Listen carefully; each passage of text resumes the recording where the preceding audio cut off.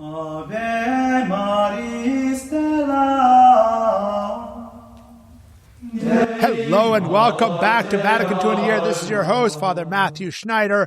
I am a priest of the Legionaries of Christ, and I teach theology. This is a podcast on the StarQuest Production Network at sqpn.com. J-Ron Day 262, recovering Adgentis 26, on training for all roles in being a missionary. If you want to follow along, we have a reading plan and more details at sqpn.com/Vatican or frmatthewlc.com/Vatican.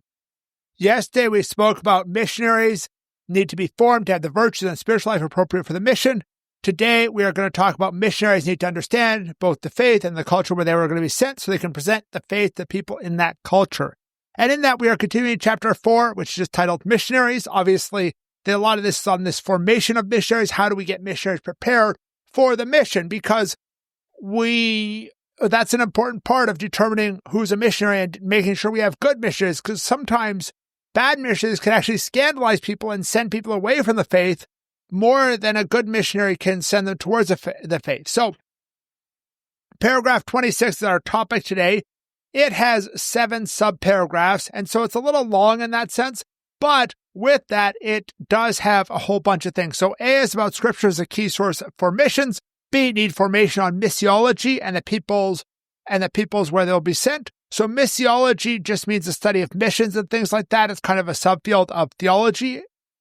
C, D, and E, learn in practice and in the arts. F, to learn the laws of culture. Some training should be done in place where that culture is, obviously. And then G, some need to go deeper in the study of missiology. So let's read 26a. A, those who are sent to different nations in order to be good ministers of Christ should be nourished by the words of the faith and good doctrine, 1 Timothy 4, which they should draw principally from sacred scripture, studying the mystery of Christ, whose heralds and witnesses they will be. So this reminds us of all those things. We begin with scripture. We begin there, right? In our prayer and our preaching and all these things. We begin with scripture. We don't begin with our own ideas. Now, obviously, we're going to need to inculturate these to try and convert people of this area, but we begin with the scriptures. That is the source. That is the first thing we start with when we're talking about the faith. And it nourishes those missionaries. It strengthens them. It gives them what they need so they can be missionaries, and hopefully will help the people that they are missionarying to, so that they realize the strength they can get from the Gospels and from the Bible and really adapt the church and adapt sacred scripture as their own. That's the goal. We want them to take on sacred scripture as their own. So moving on to B. B talks about we need for formation on missiology and peoples and the peoples who they are going to be sent to. They need to know the culture of the people they are sent to, because the culture of, say, the people in Taiwan and the people in Cuba are quite different. But let's read it. 26b. Therefore, all missionaries, priests, brothers, sisters, and layfolk, each according to their own state, should be prepared and trained, lest they be found unequal to the demands of their future work. From the very beginning, their doctrinal training should be so planned that it takes in both the universality of the church and the diversity of the world's nations. This holds for all of their studies by which they are prepared for the exercise of the ministry, as also for the other studies which it would be useful for them to learn, that they may have a general knowledge of the peoples, cultures, and religions, not only a knowledge that looks to the past, but one that considers the present time.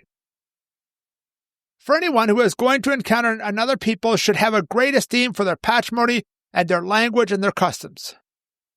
It is very necessary for the future missionary to devote himself to missiological studies, that is, know the teachings and norms of the church concerning missionary activity, to know along with what roads the heralds of the Gospels have run in the course of the centuries, and also what is the present condition of the missions, and what methods are considered more effective at the present time. So this subparagraph gives us a lot of different details, but we start off with this idea that all missionaries need training, not just priests, not just the religious, no, but everybody, even layfolk. And just because you're a priest doesn't mean you don't need extra training to be a missionary.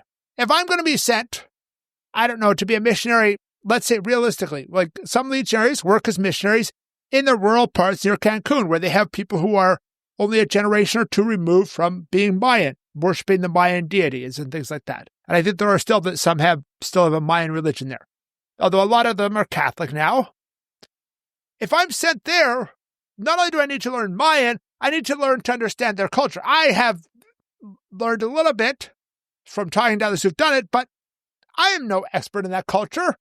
I feel like I understand Canadian and American culture, having lived in each for about 20 years, but I'm not going to say I know Mayan or Taiwanese culture. And so this is an important thing. Taiwan came out twice as an example.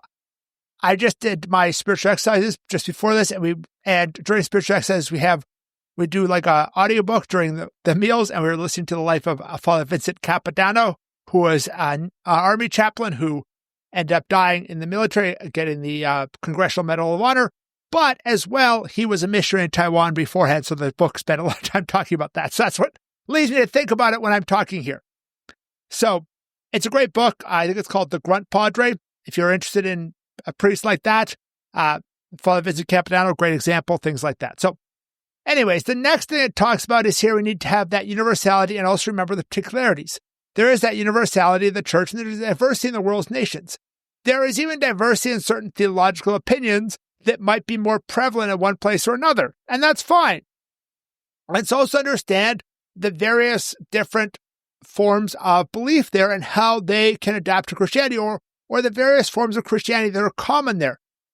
For example, if I'm going to somewhere, let's say I'm being sent to Utah, and so I need to understand Mormonism very deeply so that I can present Christianity, Catholicism in place of Mormonism. Or if I'm being sent to a Buddhist nation, I need to understand Buddhism better and things like that. And the missionaries need to familiarize themselves with their culture, familiarize themselves with where they're missioning, esteem that culture, and learn the language. One of the things that you get when you learn a language beyond just the first few weeks is that it's not a one-to-one translation. Even from English and Spanish, which are relatively close to one-to-one, you'll have things like, in Spanish, I have 40-some years. I'm not telling you my exact age. And I have 190 or 190-some centimeters. Instead of I am 40-some years old and I am 6 feet and change, right? So those type of things are realistic things there. And so that's the kind of things that we need to understand. That it's not just word for word. There is a difference in that. And further, we need to know the church's studies on missions, what's succeeded, what's failed, what's important, both historically and currently, and also the specifics for that area, because different things work differently in different areas with different kind of cultural backgrounds that people come from. So let's move on to C to E. They're all very quick, like one-sentence paragraphs about learning and practice and learning the art. So let's read them. C. But even though this entire training program is imbued with pastoral solicitude, a special and organized apostolic training ought to be given by means both of teaching and practical experiences. D. Brothers and sisters in great numbers should be well instructed and prepared in the catechetical art. They may collaborate still better in the apostolate. E. Even those who take part in mission activity only for a time have to be given a training which is suited for their condition. So C is really saying we need that hands-on, not just theory. D has two aspects, the two ways to read it. One is that talking about catechetical art as being good at catechist, being good at teaching the faith, and that's an important aspect. But it's also to think about how we use art to catechize, because music and pictures and things like that can be part of catechetics, and often is an important part.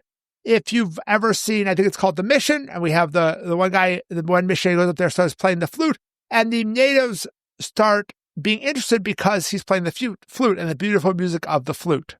And then finally, E is talking about, hey, we train those, even if it's just temporary. If you're doing a few-week trip or you're going for a year, it's important to train even that person to be a missionary. So let's move on to 26F. To learn the local culture, some training should be done in place. So we should if somebody's doing studies, obviously, well, not obviously, but generally a lot of pre-studies will have a lot of those studies in a one central place for a community. But then before they really get deep into the missions in some country, they need to learn in situ in that country about the culture and language and things like that. So they're better able to equip, better imbued with what the culture stands for and the positives of that culture. So let's read it. F. All these different kinds of formations should be completed in the lands which they are sent, so that the missionaries may have a more thorough knowledge of the history, social structure, and customs of the people. that they have an insight into their moral order and their religious precepts, and into that secret notion which, according to their sacred tradition, they have formed concerning God, the world, and man. Let missionaries learn the languages to such a degree they can use them in a fluent and polished manner, and so find more easy access to the minds and hearts of men. Furthermore, they should be properly instructed into special pastoral problems. So we obviously have here this idea of learning in sight, in place. And even in the U.S., where in the U.S. right now, we have a challenge in that the Hispanic population is growing as a percentage of Catholics are growing faster than the percentage of priests who are Hispanic. And so right now, a lot of priests who are not Hispanic have to minister to Hispanics. And so what have dioceses done? Well, some dioceses require their seminarians to spend a summer, or maybe some might even require two, where they go to a place that's designed for training seminarians in Spanish culture and the Spanish language in Mexico or somewhere else in Latin America. And I know of at least two places that do this, where seminarians are sent, and it could be good because they learn Latino culture by immersion, not just by learning it here, right? And that is something that's important. And that training is going to be helpful for enculturation, for bringing them into there. Now, often, this is not going to be the entirety of the training. I know for a lot of communities, they might be a missionary community, but they might have 2 or 3 different countries they can do missions in, and it might not be determined right from the beginning of their formation which country that person is going to mission in. So they might be study their whole priesthood, but then go to that country and then have to do a year of enculturation before they really go out in the mission field or something like that.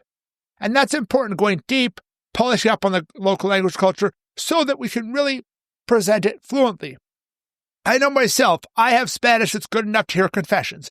So it's good enough to preach a Sunday homily that's understood. But my Spanish is not polished. My Spanish is not this degree of fluency and polish that I would prefer if I was sent mainly to mission to Spanish-speaking people. I'm more the one who picks that up if the normal Spanish-speaking person can't do it. And so that's important. And then finally, the special pastoral problems. That is something that varies country to country what those problems are. I know, for example, some countries, they still have issues with polygamy. And honestly, I'd want to learn from priests there, okay, how do we deal with a convert who has multiple wives? Because that's something that I have no familiarity with. It's not something in our culture, but it's something if I go on as a missionary to certain parts of Africa, I would need to know. Now, moving on to our last subparagraph, which is G, not D. Some need to go deeper and study missiology. So this is this deeper study of this idea of missions. So let's read it. 26G. Some should be more thoroughly prepared in missiological institutes or other faculties or universities so that they may be able to discharge special duties more effectively and be of a help by the learning to other missionaries that carry on the mission work, which especially in our time presents so many difficulties and opportunities. It is moreover highly desirable that regional Episcopal conferences should have available an abundance of such experts and that they should make fruitful use of their knowledge and experience in the necessities of their office. Nor should there be wanting some who are perfectly skilled in the use of practical instruments and the means of social communication, the importance of which should be highly appreciated by all. One of the things we have in different religious communities or different dioceses is to have priests who are, or even brothers in a religious community, who have special expertise in a certain area and can help out the community more broadly. I have a doctorate degree in moral theology. I get asked moral theology questions by other legionaries, obviously. Well, I'm the one who has the degree. I've written articles in academic journals. This year, by the time that I'm saying this, 2 different articles in peer-reviewed academic journals have gone out, and then another chapter will come out later this year from in a book that a chapter in a book of academic book I've written. And so I'm writing that and help you out in that. And I can help out a lot of priests and a lot of lay people who are looking into Catholic ethical questions more with those types of things. And so we need to set up similarly grad degrees in missiological studies, the specialized institutes and things like that. And one of the things where they're saying I'd help out other missionaries. One of the challenges with being a missionary, with being this is how do we do enculturation? We have this cultural practice where maybe they worship demons or worship their ancestors, things like that. How can we adapt these practices, to make Christianity? Like they can honor their ancestors, they can do a similar type of dance to worship Jesus instead of worship this tree or whatever. But how do we do that enculturation? And that's the challenge. that's where they need to have people who are experts in those, because you need to be experts both in three things. You need to be expert in the faith, you need to be expert in the local culture, and you need to be expert in this idea of missiology and this idea of acculturation. So those are important. And these can apply and advise bishops. And finally, it talks about media and things like that, like social communication media. And so we're going to have people who are experts in that, who are able to transmit the message via media and social means like that. So that concludes today. A little longer than usual, but this is one of the longer sets in this section. Thank you for listening to this episode of Vatican II in a Year. This is a listener-supported podcast, and you can donate to help StarCrest produce it and other great podcasts at sqpn.com/give. You can give one-time monthly or join the StarCrest Patreon. Tomorrow, we're going to continue with the next paragraph in Ad Gentes, which is paragraph 27, Collaboration in Mission Work, which will conclude our chapter 4. Please join us then to learn more about Vatican II, which can provide a blueprint for the Catholic Church. If you want more information on the podcast, like playlists for individual documents and a reading plan, go to sqpn.com/Vatican, frmatthewlc.com/Vatican, or Vatican SQPN on Facebook and X. There's also an SQPN Discord server at sqpn.com/Discord, and on there you'll find a channel with Vatican II in a Year. Amen.